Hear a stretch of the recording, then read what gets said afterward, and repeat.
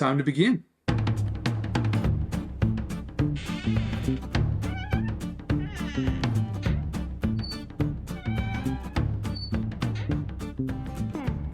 Is there such a thing as the perfect glass for whiskey? By the end of today's video, we're going to have the answer to that question.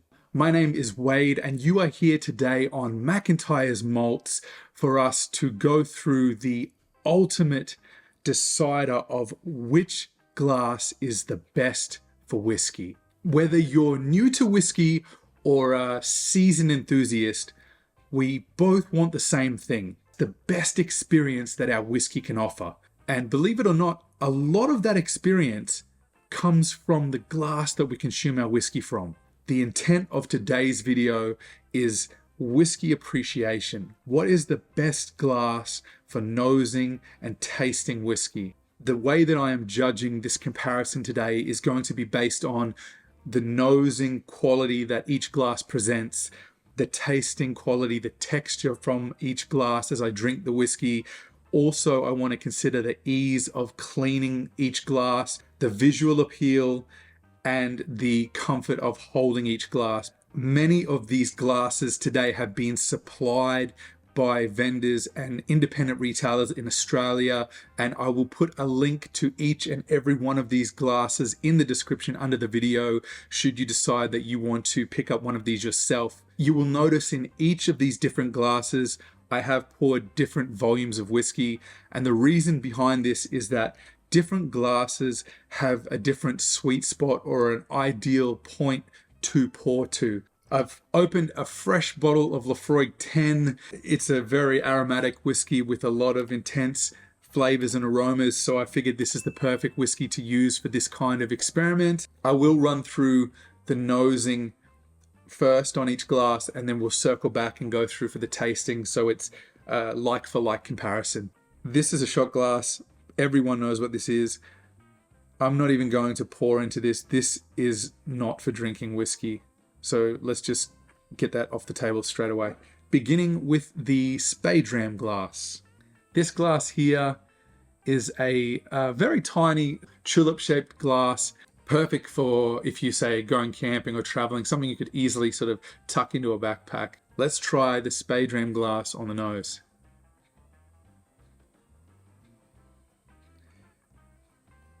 You do get a good nose. It's very enjoyable. It's not intense. It's not overpowering. It's very aromatic. Easy to get a sense. It does seem to have a shape that concentrates the aroma up into your nose. We're going to try now nosing on the Norlan glass, the Norlan whiskey glass. It has these little ledges inside that the intent is when you swirl the whiskey in your glass, it activates more of the aromas because it's stirring up the flavor compounds inside the whiskey. Very, very weak. You lose so much of the aroma. I would suggest this isn't a good glass for nosing whiskey. You don't get a concentrated aroma. It's almost like everything's dissipated, and you've really got to search to get the aromas. Okay, now we're going to nose the Denver and Liley whiskey glass.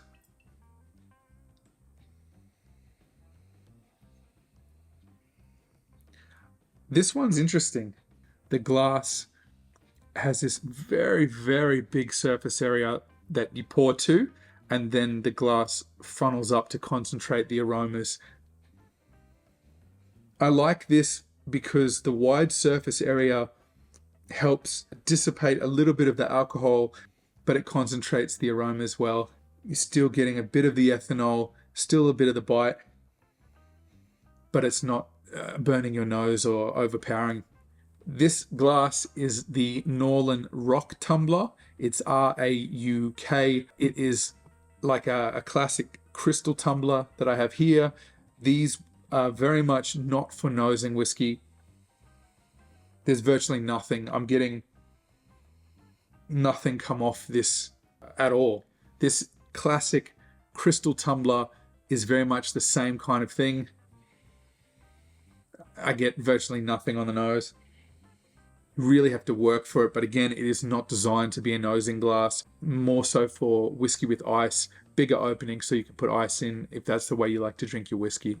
This next one is what I see polarizing people online, and I reached out to the team at SAVU. I was about to do this video and I knew that I needed to include their glass. This is a very different glass. I'm not sure how well you're seeing this on the camera, but it has this sort of hourglass figure and then these three ledges, what they call them. It's almost like pinched the glass when it was still molten to shape it. The intent with this, you pour the whiskey down into the glass over the ledges and it helps to disperse and dissipate the ethanol. The concept behind it is you get all the aromas of the whiskey with none of the ethanol burn. All of the ethanol dissipates and you're left with purely just the aroma of the whiskey. Let's nose. I will not lie to you. This glass does exactly what it says it will do, and is the only glass that I've nosed from that literally dissipates all the ethanol. I am getting sootiness and ash and the mineral note and lemon lime from Laphroaig, but imagine someone took the alcohol out of it. I don't know if I like it or I don't like it. It's very confusing because it's unfamiliar. It's cool that I can get those scents without the ethanol, but I do feel the ethanol plays a part in the experience. To the classic Glencairn glass, I'm sure many of you are very familiar with this one. The most readily available, easily accessible, I guess, iconic whiskey glass designed for drinking whiskey neat. Let's nose.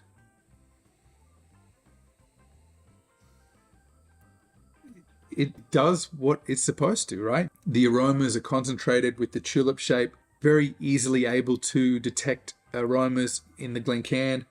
This glass is the Stölzle glass, and what appealed to me with this one is it's basically a Glencairn glass with a stem and a base, and the shape has a little bit more contour to it. The mouth on the Stölzle is a bit wider than the Glencairn, as is the surface area where you pour to. I purchased these ones because the sort of stump on a Glencairn is a flaw. It's not the most practical to hold. If you don't want to hold your glass like this and heat the whiskey in your hand, which I don't in Australia, it's a hot climate, I don't want to heat the whiskey. So this is a little uncomfortable, and that's what appealed to me about this. This is super comfortable to hold. Let's nose.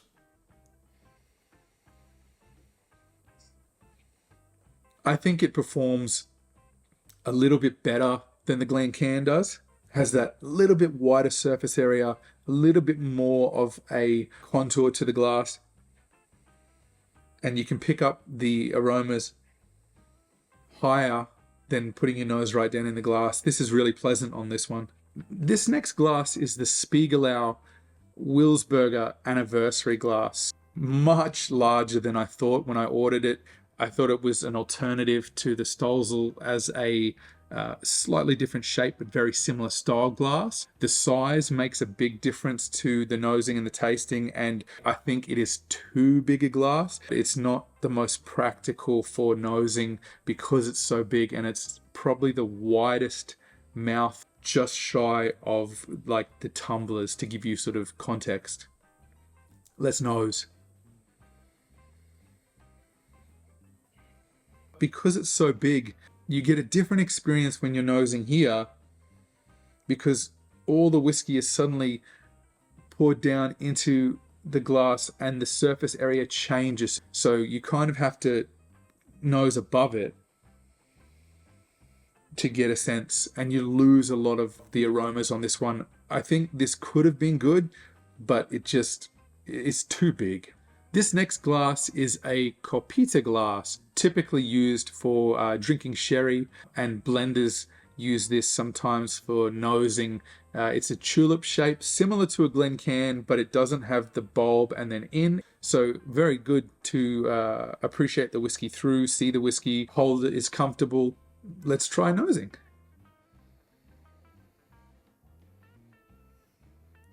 The Copita is good for nosing. You can definitely get plenty of the aroma on the Copita. This next one is the Elixir glass. It's very similar, but there is a difference to the dimensions, if you can sort of see that. It's kind of like a micro version. It's a bit smaller, but it does have a similar shape. This one actually performs very well. You get a really good sense of the aromas, and I think the sizing works, that the pour is reasonably smaller, very similar to the Spey Dram glass. If you see here, it's like the Spey Dram. This next glass is what's known as a 1920s blender's glass. It's like a bulb, so very, very wide surface area, but instead of contouring in and out, it concentrates right in and has a much smaller mouth on it, so you're getting that wide surface area that opens up the whiskey, but then it can't escape the glass. So more surface area, but more concentrated aromas. Let's try on the nose. Yeah, this one I will say is quite possibly my favorite to swirl whiskey. It's just so beautiful. It's almost hypnotic. It's very lovely to hold. The weight is good on this one. If you have very, very strong, like a cask strength alcohol, it can be too intense because it concentrates too much. This one is very, very good for whiskies with a lighter ABV or a more delicate whiskey that you might find it challenging to get aromas from, but you can really dig in and find them on the blender's glass. Quite possibly the best for nosing. The last glass here on your left, very hard to come by. It's called the Samaroli glass. This was designed by the team at Samaroli, who are an independent bottler, designed specifically for the whiskey that they bottle. This one also absolutely stunning to hold, to appreciate the whiskey.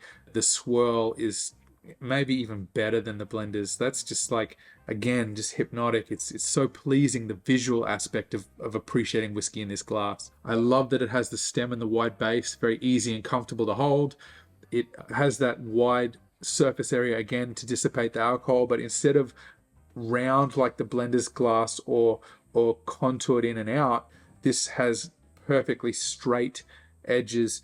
It just sort of straightens back out on the mouth. One of the wider mouths, and there's a different contour to the Denver and Liley. Let's nose the Samaroli. Yeah, you're getting more of the sweetness. There's different aromas. The concentration of ethanol on the low ABV, again on the Samaroli, is beautiful. It's just got a really nice mix between the ethanol not being too intense, but it's there, and then also these sweet underlying flavors that you can unpack that you can't on some of the other glasses. I'm going to do one more quick run through on the nosing of each of these, and then I'm going to tell you which ones are the best and which ones are not the best.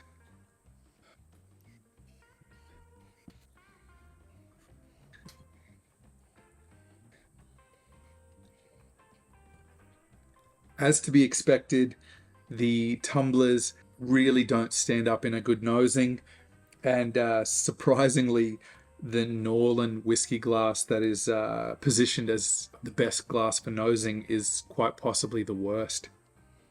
The tumblers actually nose better.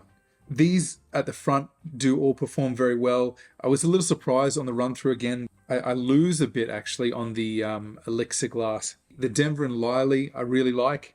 The SAVU is different, and I still don't know how I feel about it. There's no ethanol. To its credit, does exactly what it says. There is 0 ethanol. I smell no alcohol. Spiegelau, Willsberger, kind of, it loses too much as well. Glencairn is still a good glass. If you can't get any of the rest, the Glencairn's still going to serve you well. The Stölzle I really like. It's a Glencairn 2.0. It's a better version of the Glencairn. But if I'm talking best glass for nosing, it's between the 1920 blender's glass and the Samaroli glass. The nose on the blender's glass is just a touch better than the Samaroli glass, but not by much. These two are hands down better than the rest by a long shot for the nose. Okay, so we're going to run through now on the tasting on each of these different whiskey glasses in front of me today. We're going to go through starting on your right and work through all the way to your left. Spey Dram glass. Cheers.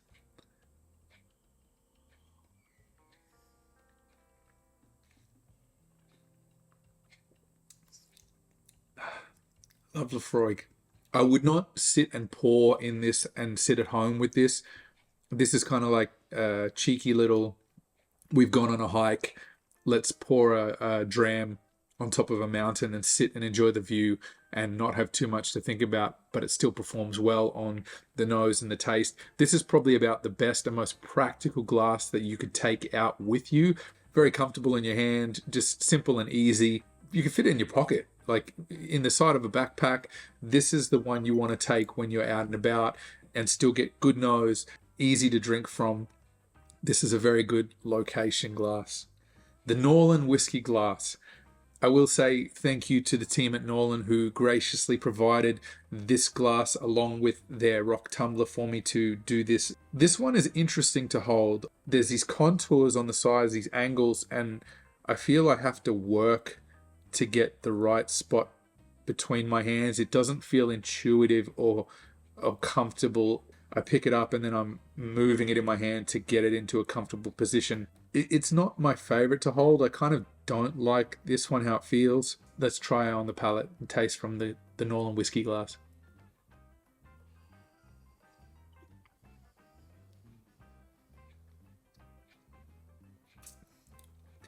I don't mind the thicker mouth, the rim on this glass. It's not the worst, but it does definitely change the experience. This is probably my least favorite, actually, both the nose and the experience of holding it and drinking it. Denver and Liley, shout out to the guys, Denver and Liley, also graciously provided this one for me. I like this one, especially for my hands. The line sits just between my index finger and my middle finger. It's kind of pleasing to hold. It feels like it's got a nice style to it, this one. This is very comfortable. But the other thing is that contrast with that is, in this climate too, you are heating the whiskey. So yeah, I'm not 100% on it, but I do like how it feels to hold it. There's a lot of science behind this one. They really put work into understanding how to get the most out of the whiskey. So it's not a gimmick, this one. This is actually craftsmanship, and it's you can tell when you hold this glass. Let's sip now from the Denver and Liley.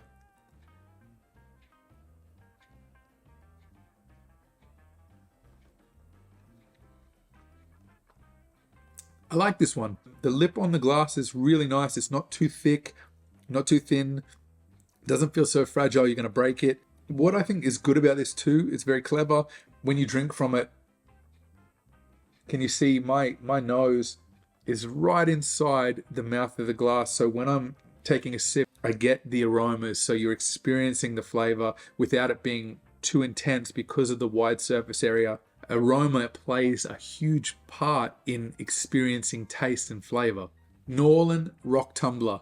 This is not the whiskey glass that you would typically turn to for appreciating whiskey and nosing whiskey. But what I will say is these are heavy and it is awesome. It feels so good in my hand. I actually prefer this over the Norlan whiskey glass, believe it or not. And I drink whiskey with the intent of nosing it and sort of geeking out. So I wouldn't lean to these kind of tumblers, but it's better than the Norlan whiskey glass, absolutely.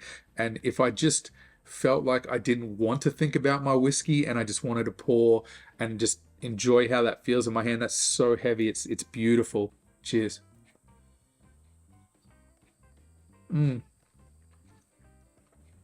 Good thick glass, lovely to drink from. I'll quickly compare that to the standard crystal tumbler. Does what you expect it to do. It's nice, it's heavy, but once I got the Rauk tumbler, I find myself always going to this one and leaving this one in the cabinet. Please drink responsibly. be mindful, and this is purely to experience the glasses. I am not going to sit and go through and finish all of these, just so everyone's aware. Just these bare minimum sips to get a sense of how the glass performs. Let's try the SAVU glass now. Tasting. Cheers.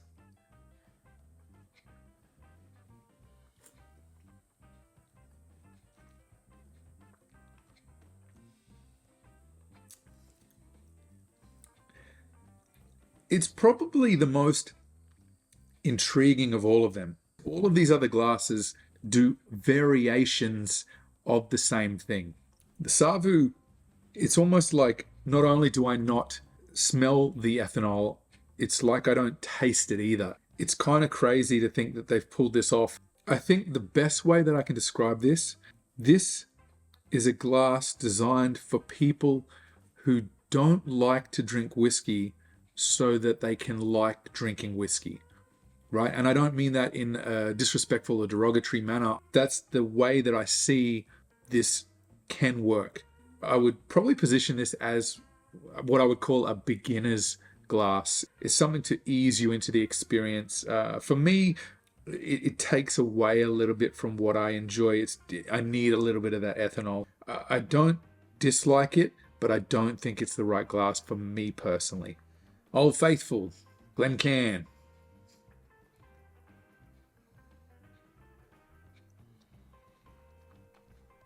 Almost don't need to sip from it, I can tell you. It works.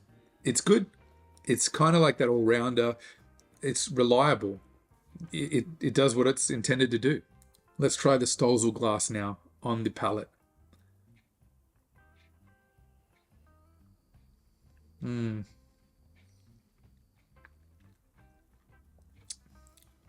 I like this one a lot. The height of the stem is perfect. Quite often I'll pick up this glass, and to me that says something. There's a reason, right? Perfect balance between the nosing, the comfort, the size of the glass. The Stölzle is up there for me. I really, really like this one. The Spiegelau Willsberger. The stem is just a bit too short, so I'm holding this similar to the Stölzle, but it's too big. It doesn't quite swirl. The dimensions just aren't right. Maybe say 20%, 30% reduction in size, and it'd probably be a contender. Let's try now on the palate.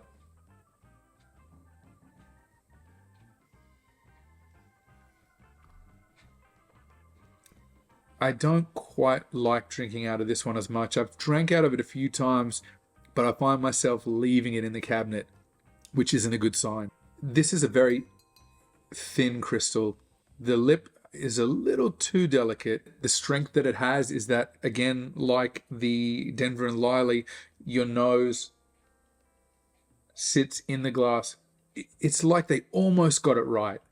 The good old Copita glass, simple, elegant, easy to hold. The stem has a good length. They're not too heavy. They're not too light. They've still got a nice thickness to the crystal. Let's try on the palate.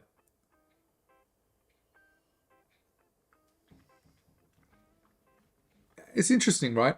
The whiskey has different flavors in different glasses. The Laphroaig is more creamy in the Copita, and potentially it's because either the shape of the glass or the fact that, as you see when I drink from it,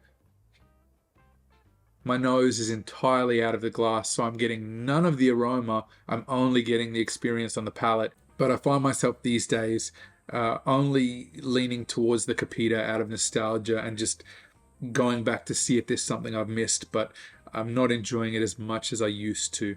All right, the Elixir glass. As you can tell, again, it's very similar. All of these seem to be variations or attempted improvements upon the Glencairn, right? So we got a similar style, similar shape, different sizing, slightly different contours, but you have the stem very similar to the Copita. Let's try now the Elixir glass on my palate.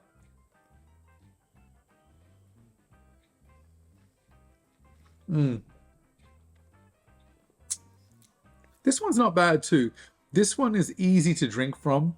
The mouth is a little tinier, so again, my nose is outside of the glass, so I lose a bit of the concentration of the scent. It's very comfortable to hold. It's pleasing. It has a little bit more weight than the Copita, a little less aroma, but it's still pleasant. Onto the 1920 blender's glass for the tasting.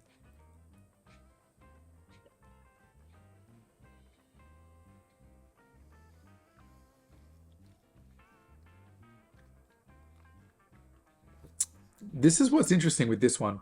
Where it is a strong performer on the nose because of the design, it falls short on the palate because, again, that concentrated shape like a light bulb, and then the very tiny mouth, even smaller than the Spey Dram. I get zero of the aroma when I drink from this glass. My nose is completely outside the glass. Almost like it seals around my lips. It's not the easiest to drink from because of that. And I see why as a blender, right? If you are using this to detect scents, this is a tool. This glass is phenomenal as a tool for a blender. So this one unfortunately falls just a little bit short on the drinking experience. Onto the final glass in today's comparison, the Samaroli glass. The base is very wide on this one. The stem is thin, but it's strong. It has a good weight. Let's try now this Laphroaig 10 on my palate from the Samaroli glass.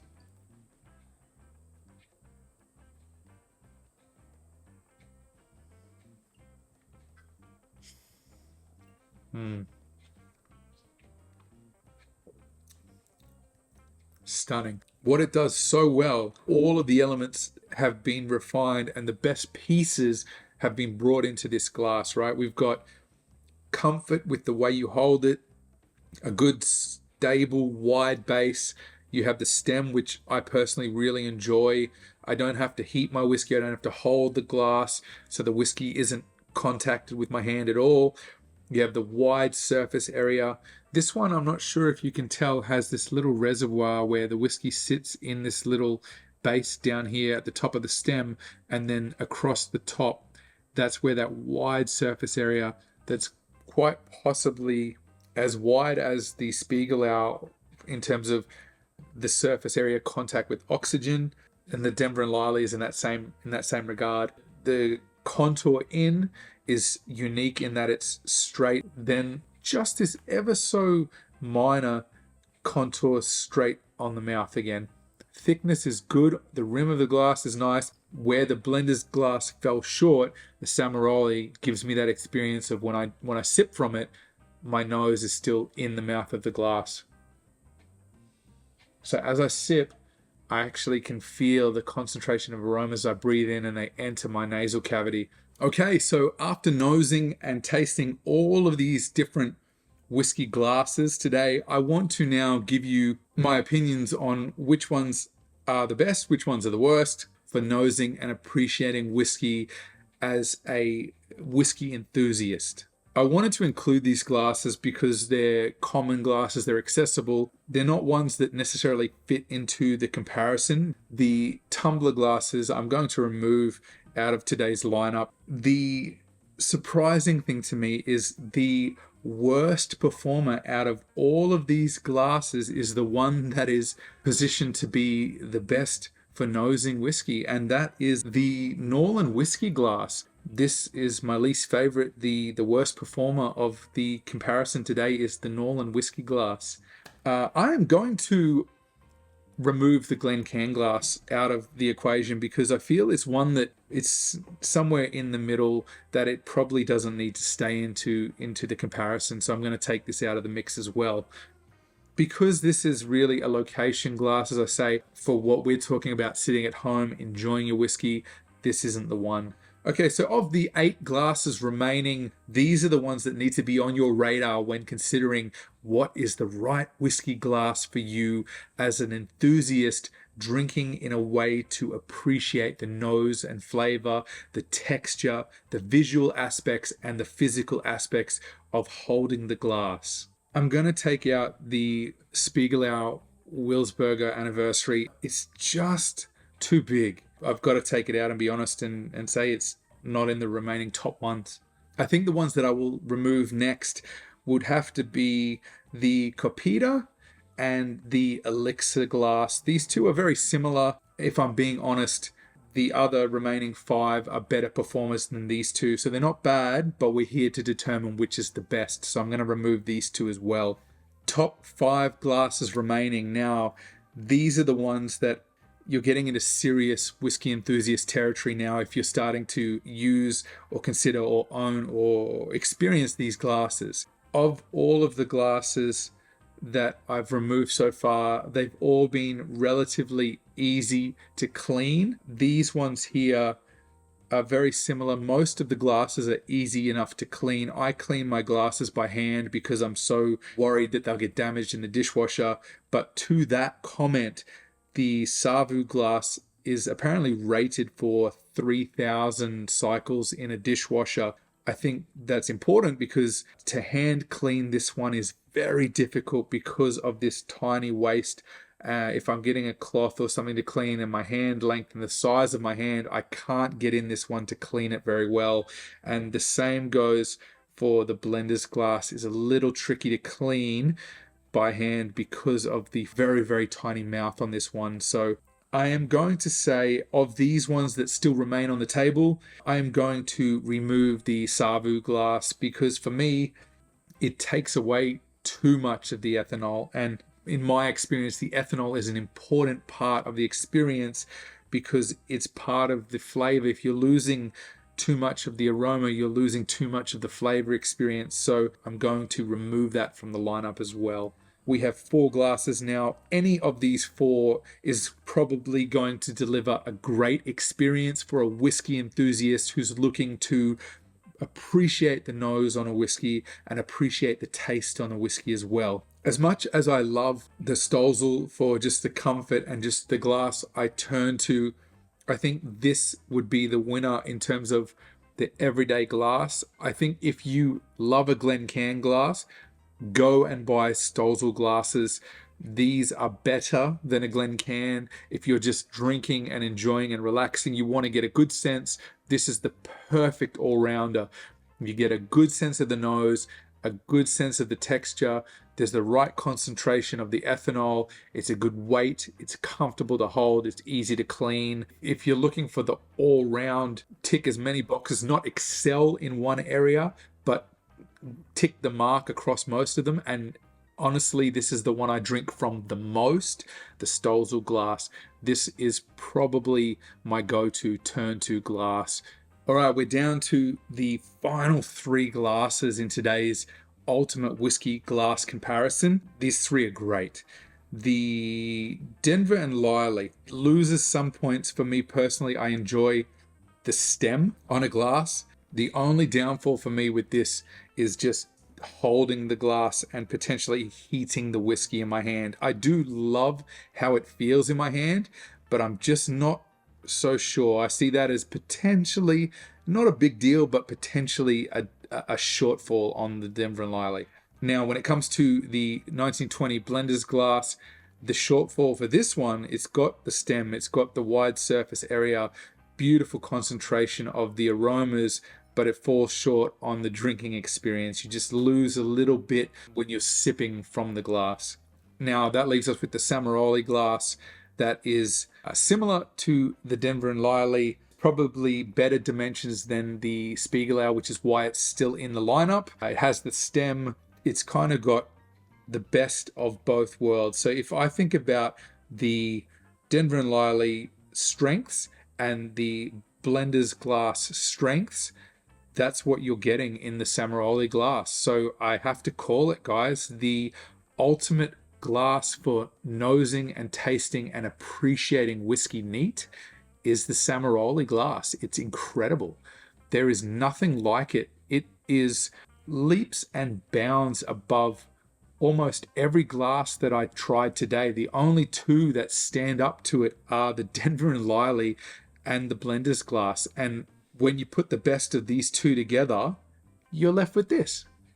Now, the hardest part about a challenge like this and landing on a decision like this one is not easy to come by. And I understand that that might be frustrating to you guys watching this, because you might not be able to get this very easily. At one point, you were only getting these glasses if you bought a bottle of Samaroli whiskey. You were getting this glass with it. Now, I will say, shout out to the Old Barrel House. Ross, thank you, my friend, kindly donating this glass for this challenge. And I believe that he may have more of these coming soon. So I will add a link to the Old Barrel House in the description on the channel. I cannot recommend this glass enough. This is absolutely the best glass that I have ever tried for nosing and tasting and appreciating whiskey. It's the most comfortable, the weight's good. Again, look at that, the visual aspect, the hypnotic swirl. It's easy to clean, a fantastic glass. So thank you guys so very much for checking this one out. Let me know in the comments, what do you think? Do you have a favorite out of all of these glasses? Does this surprise you that I chose this one? Did you expect me to pick this one? Let me know what your favorite glass is. Don't forget, if you have enjoyed this video, please leave a like on the video and make sure you subscribe to the channel. And until the next one, why don't you check out this other video I did not too long ago? And please enjoy your whiskey responsibly. Slàinte mhath.